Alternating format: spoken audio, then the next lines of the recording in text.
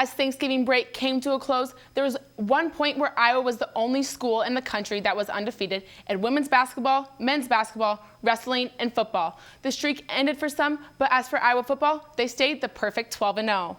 Iowa football entered the tundra of Memorial Stadium with two things on the line: winning the West Division outright and going 12-0 for the first time in school history.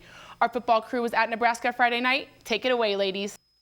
Thanks, Ashlyn. Taylor Brooks standing alongside Katie Reber. And Katie, on Friday night, it was the tale of two halves for Iowa. Yes, it definitely was. It was a slow first half for both teams. Second half looks like they could get it really started. Exactly. Something about that halftime talk definitely got Iowa on the board.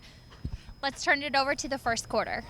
Besides quarterback Tommy Armstrong's first of 4 interceptions, the first quarter was not exciting for either team. Cole Fisher began Iowa's defensive momentum with an interception with just 7 minutes remaining of the first quarter. The second quarter proved to be more exciting for both teams. The Hawks' first touchdown was a product of their tight ends. First, a 19-yard pass from quarterback C.J. Beathard to Krieger Kobel, followed by a 10-yard completion to George Kittle for the Iowa touchdown.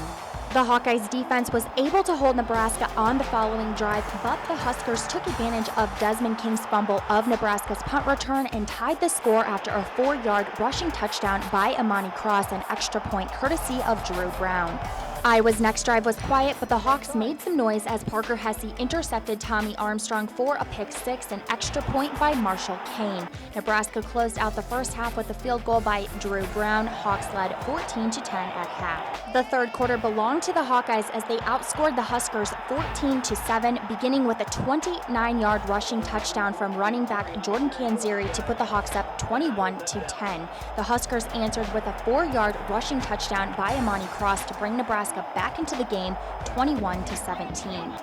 It was Iowa's turn to score, and they did with another clutch play from Jordan Canzeri. His 68-yard rushing touchdown pushed the Hawks ahead 28-17. Iowa's momentum continued as Greg Maben intercepted Tommy Armstrong for a third time, but the Hawks weren't able to capitalize as the third quarter ended 28-17 Hawks. Iowa's defense was the story of the fourth quarter while their offense was silent. For the fourth time, Tommy Armstrong was intercepted, this time courtesy of Iowa's Josie Jewell. The Hawks offense wasn't able to score, but Iowa's defense held Nebraska to just a field goal by Drew Brown with 1 minute and 21 seconds left. Iowa welcomed their 12th win of the season, 28-20.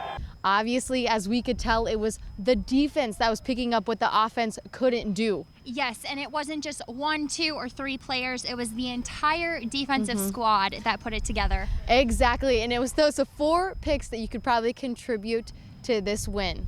In the past few weeks, Iowa's offense has been doing this well. We've been moving it. We've been doing a good job on third down, all that stuff. But inside Memorial Stadium, it was a different story. Today it was tough. It was really tough. Their defense played exceptionally well. As the offense struggled, the defense took over. True teamwork to me is when, one group's having a little trouble, then the other group picks it up. The defensive pressure to Nebraska's offense forced 4 interceptions off the hands of Tommy Armstrong Jr., and 1 turned into 7 points for Iowa. We were in a really good call, thanks to the coaching staff, and then kind of right place at the right time. Just being lucky, being in that spot, when they ran that play. And just trying to make the most of it. That's what we focus on defense, being opportunistic. When we get a chance, we got to take advantage of it. I mean, especially the first one of my career. It was awesome. Especially I felt like I let one go last week at Purdue.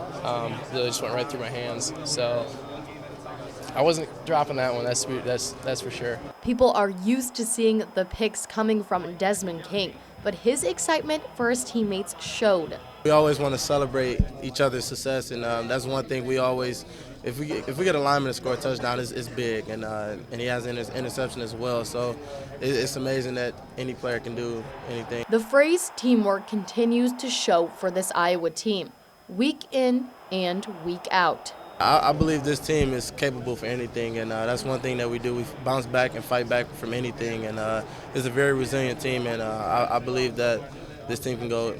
It's our destiny is It's a matter of how we want to control it. History was made here inside Memorial Stadium on Friday night for the Iowa Hawkeyes as they went 12-0 for the first time in school history. Absolutely incredible for this program, especially head coach Kirk Ferentz. But the page turns quickly as they will head to Indianapolis next Saturday for the Big Ten Championship. For Katie Reber, I'm Taylor Brooks reporting inside Memorial Stadium. Ashlyn, back to you.